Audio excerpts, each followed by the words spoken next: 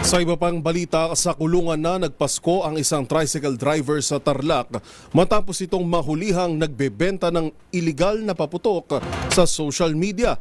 Ayon sa PNP, o legal na paputok sa social media.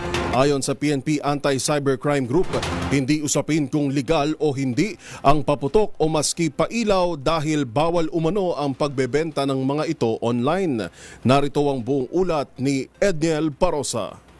Sa halip na may maipandagdag sa budget sa Noche Buena, sa kulungan pa nagpasko ang isang tricycle driver na nahuling nagbebenta ng paputok sa social media. Sa report ng PNP Anti-Cybercrime Group, kasama pa ng hindi na pinangalan ng suspect ang kanyang mga anak nang malambat sa entrapment sa lungsod ng Tarlac.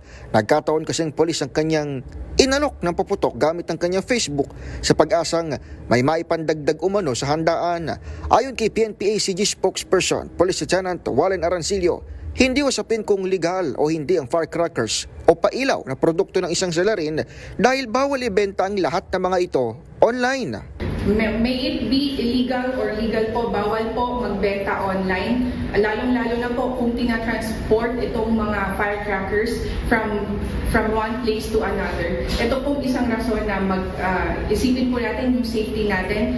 Pero sa panayam sa Campo Crame, sinabi ni Arancilio na karamihan pa rin sa kanilang mga nasasabat ngayong Disyembre ay mga illegal firecracker. Hindi bababa sa 7 katao na rin ang kanilang nakukwelyuhan mula ng paigtingin ng cyber patrolling.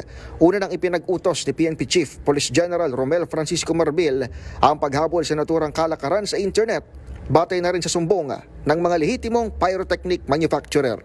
Para sa MBC TV Network News, ito si Edniel Parosa ng DZRH. Una sa Pilipinas, una sa Pilipino.